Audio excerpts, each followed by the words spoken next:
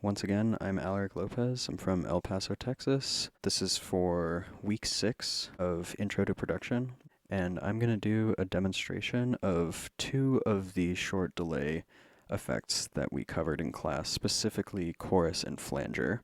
So here's my dry. This knob here is a wet dry.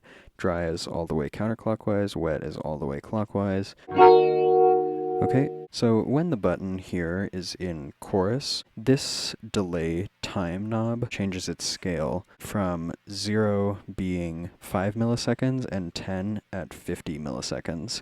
Since this pedal can actually produce a lot more sound than just a basic flanger and chorus, and these knobs have to be in very specific regions in order to produce those 2 effects, this delay time knob needs to be in the 4 to 6 line indicator range, which would equal, if my math is correct, 18 to 27 milliseconds.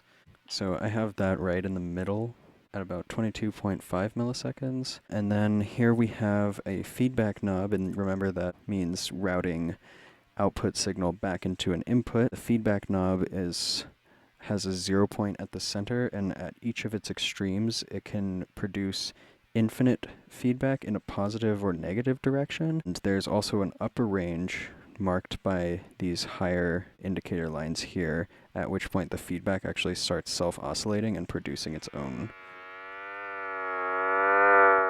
With the chorus, the effect that the feedback in the negative direction has is kind of barely noticeable, so we kind of just keep it in this positive range between these first two indicator lines. And adding more feedback to it, pushing it up closer to the self-oscillating range, makes the sound a little bit more metallic. So if I do it without feedback, it sounds kind of like...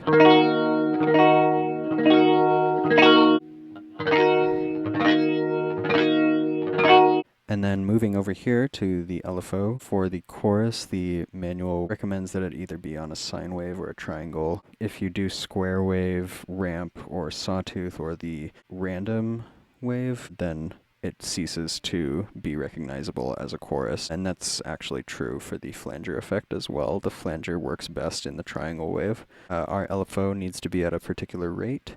This scale is from 0.05 hertz to 50 hertz, and the recommended range for a chorus effect is somewhere between about 0.5 and about like 1.5-ish. I kind of keep it just around at a sweet spot, sort of around 1 hertz. If I go too high with the delay time though, you can hear the pitch start to modulate a lot more, and you can also start to hear a little bit of slapback almost.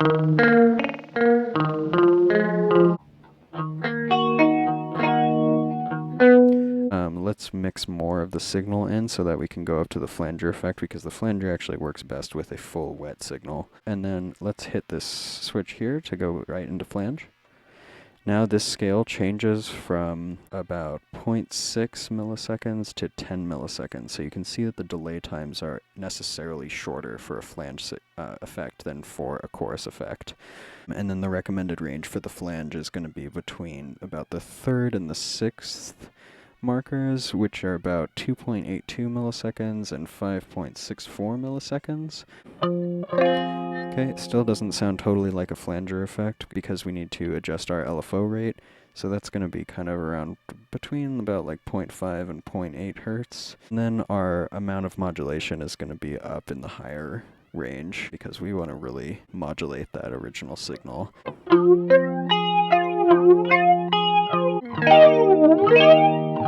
So you can hear it kind of swishing back and forth. With the feedback knob, this is interesting because if we drive it into the negative range, then it will start emphasizing the odd harmonics instead of the even, giving it a kind of hollower sound.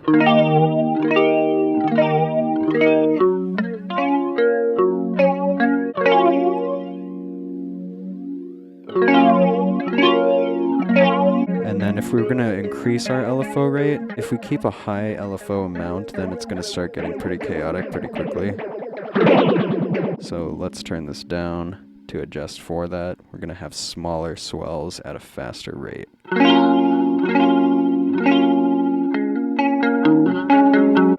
And then decreasing the delay time is going to raise the frequency of flanging, and increasing the delay time is going to actually decrease the flanging frequency. And don't confuse that with your LFO rate, which is always adjustable. And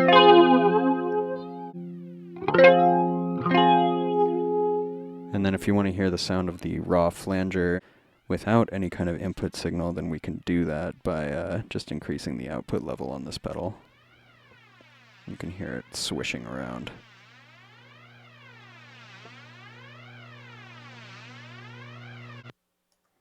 Okay, cool. Thanks, guys.